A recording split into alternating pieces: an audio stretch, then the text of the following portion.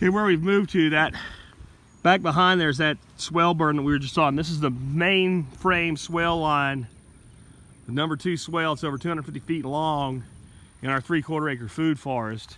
This is also the one that we already have irrigation installed on, so it's been irrigated a little bit this year, so it's a little bit further along with putting up all the different vegetation that we've planted so far. And some of it was planted a while ago, some of it was planted as recently as yesterday.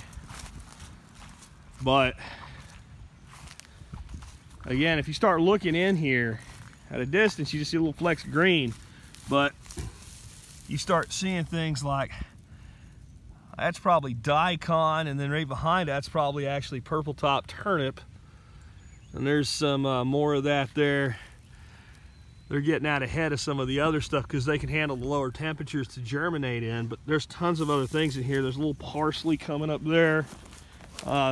Again, to take this property to the next level with this multi-layered system, the ducks have to leave.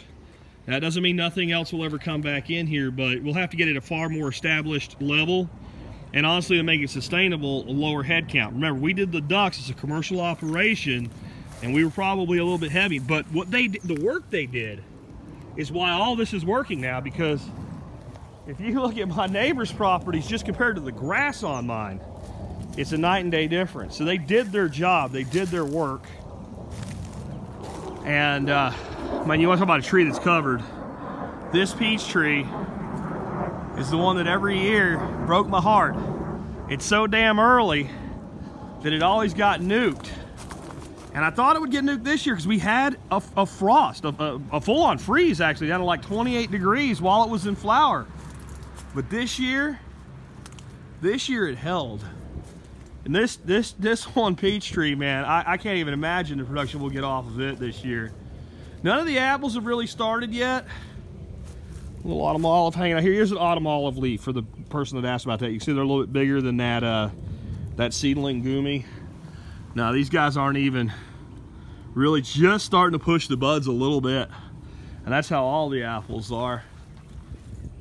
Another plum here. I don't remember even what plum this is, but it's, I mean, everything's set fruit this year. That's anything that's been around for a little while anyway. The plantain through here, you know, this would just all be grazed completely down if the ducks were in here. And we're starting, like I said, to get these spots on the nasturtium popping up and all these different things. And it's basically year after year of me seeding this, and a lot of that seed never germinated. You have a seed bank in here, and seeds germinate on triggers. And a lot of those germination triggers are being set off this season. We still have some bare areas, and that's, you know, that's from constantly having to find a new place to put those pools for the ducks. That's going away this year too. Somebody said it's like the end of an era. It kind of is, but it also has a lot of exciting potential. And again, had figs froze to the ground everywhere on the property in past seasons. But you see that fig is greening out on old, you know, last year's growth rate there. And this is fig row down here, and most of these figs did not freeze to the ground this year. This one did. Oh well, that's all right. Now we're looking for the one super fig for the property. I thought this guy had frozen back, and this branch did, but look right there, that branch didn't. So that, all of them seem to have reached that kind of hardened off level. Pear tree just starting to put on some blossoms and buds. We'll come around here to take a look. Have a big fig here that I was really sure would freeze back on us again. It was a brown turkey.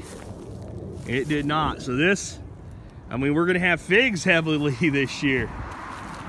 And just, again, we have all of this herbaceous undergrowth now that we just haven't been able to maintain at any level. I didn't throw any seed here this year. That's either radish or turnip from a prior season. I did throw parsley this year, but I will tell you what, that plant's way too big to be from parsley that I seeded this year. So what we're trying to create now is a true food forest, not just trees that will eventually produce a lot of fruit, but an entire layered system of where when you walk through here, hopefully by about June or July, you have to be careful, you'll be tripping over food. This was always designed, this area here with this filtered shade and these little glades here that we created to be basically a medicinal herb area. And the ducks like medicinal herbs too, so they've always eaten them. And I don't know, I think this year, so you can see what the plantain's doing, we're gonna have a lot of chance for things to come up that are banked and things to be planted that we have planned. And another one of the mulberries, man, I can't get over those. And that's all elderberry central right there. And we kind of put all the medicinal stuff, and elderberry is very medicinal kind of in this area with this eastern sun that comes off my neighbor's place. Kind of that's where we're at. I'll show you one more thing before I let you go for the day. We call it plain old man apricot. And this tree's been here since before I was. This is one of the 2 trees that were on the property that the guy planted that we decided to try to save. And this tree has never set fruit. This has also always blossomed early and got the blossoms knocked off it, and even when it didn't set fruit. Well, this year, I don't know if you can see that there, it's got fruit set just everywhere. I mean, it's covered in little bitty apricots, and you know what that means? That means apricot mead. And I think there's a combination of things that happened this year. One, it blossomed a little later in the year and it didn't get hit hard. It got hit with some frost, but it didn't get hit hard. And number 2, I've planted a lot of other apricots. Then they finally got big enough that they have a little fruit set on them. If they have a little fruit set on them, that means that they were out and blossomed, so it had some cross-pollinating potential this year. That's a fruiting rose. It actually produces edible hips. I should say highly edible hips. All rose hips are edible. This plum tree has got some fruit set on it. There's a little plum right back there. Autumn olive looking good. Self-propagating elderberries. Yeah, and there's another autumn olive, a little bit smaller leafed. All the autumn olives are seedlings, so the variation you see from one to the next is just genetic variation. They're not different varieties. I have maybe half a dozen named autumn olives on the property. Most of it's just cheap seedlings. You used to get them from Coldstream Farm, and I guess because they're so vilified, Coldstream doesn't seem to have them anymore.